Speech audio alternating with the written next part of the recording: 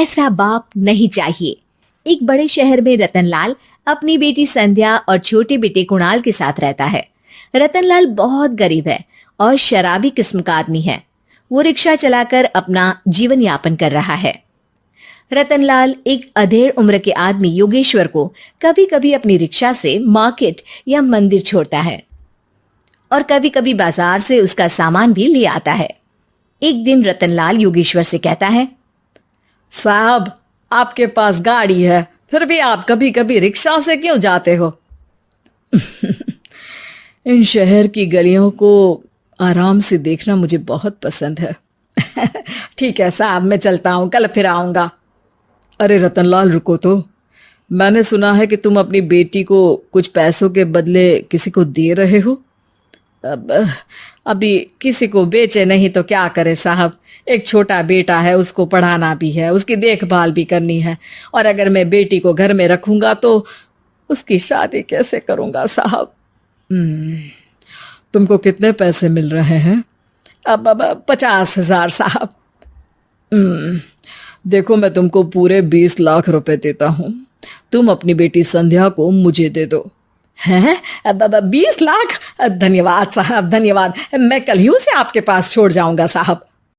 अगले दिन रतनलाल संध्या को हमेशा के लिए योगेश्वर के यहाँ छोड़ आता है और बदले में 20 लाख रुपए लेकर घर आ जाता है। रतनलाल जिंदगी में पहली बार इतने पैसे पाकर बौखला गया। उसने एक अच्छा घर लिया। कुणाल, अब हमें कोई चिंता नहीं है, तो अब अच्छे से पढ़, खूब मन लगाकर पढ़ाई करना। पापा, मुझे पढ़ाई करना अच्छा नहीं लगता। अरे तूने अगर ज्यादा बकवास की ना तो बहुत मारूंगा। कल से तू अच्छे स्कूल में जाएगा तो जाएगा, हाँ बस।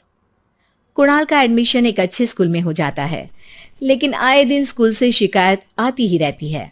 10 साल बाद एक दिन प्रिंसिपल मैडम रतनलाल को स्कूल में बुलाती है। रतनलाल, आपका बेटा कुणाल बहुत आवारा हो गया है और ये बिल्कुल भी पढ़ाई नहीं करता है, बल्कि उसका दिमाग गलत कामों में जा रहा है। अब मैं उससे बात करूंगा मैडम।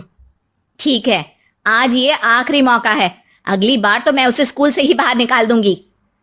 रतनलाल घर आ जाता है और कुणाल से कहता है, कुणाल बेटा, मैं तुम्हारे ऊपर इतना पैसा लगा रहा हूं, फिर भी तुम स्कूल में सही से क्यों नहीं पढ़ते हो? आप तो रहने ही दीजिए, मैं सब जानता हूं कि ये पैसा कहां से आया है। और वैसे भी अब ये पैसा मेरा है, मेरा जो भी मन होगा मैं करूंगा। आज के बाद मैं कभी स्कूल नहीं जाने वाला। रतनलाल को अपनी बेटी की याद आती है और वो रोने लगता है। 5 साल बाद कुणाल एक दिन एक लड़की को शादी करके घर ले आता है। पिताजी, ये मेरी पत्नी है स्वीटी। तुमने शादी कर ली? हाँ, शादी कर ली मैंने, दिखाई नहीं दे रहा? और अब से आप फिर से कमाना शुरू कर दो, बहुत बैठ कर खा लिया।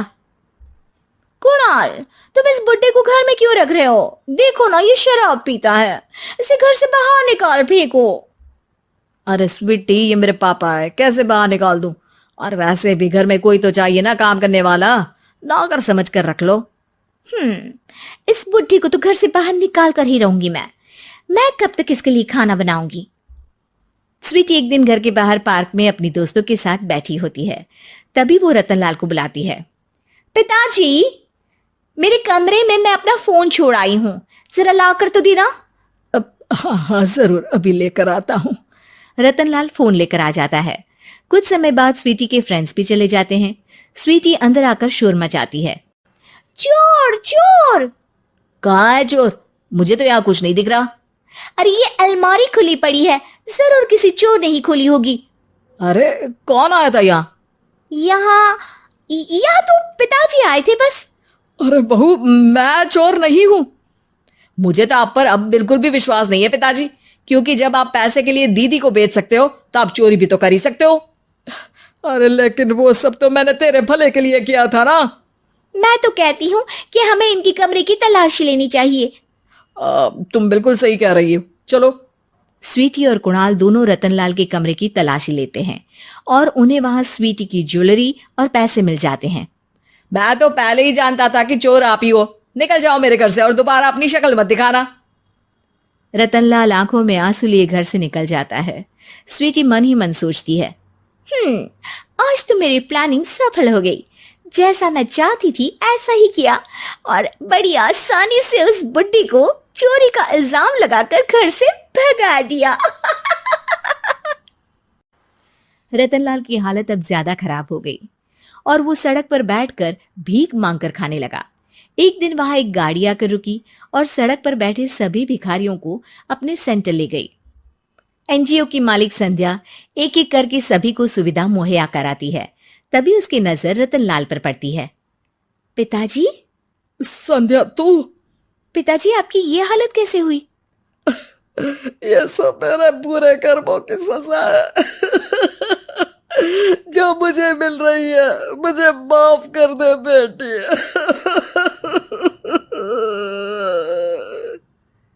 पिताजी, मैं आप पर बिल्कुल भी गुस्सा नहीं हूं, क्योंकि आपने मुझे यहाँ भेजकर अच्छा ही किया। मेरी जिंदगी बदल गई। लेकिन ये सब हुआ कैसे बेटा?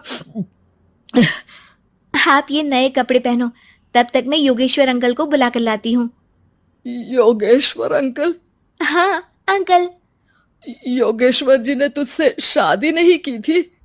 नहीं तो पापा, उन्होंने तो मुझे पढ़ा लिखा कर इस काबिल बनाया है कि मैं आज सबकी सेवा कर पा रही हूँ। रतनलाल पश्चाताप करके रोता रहता है।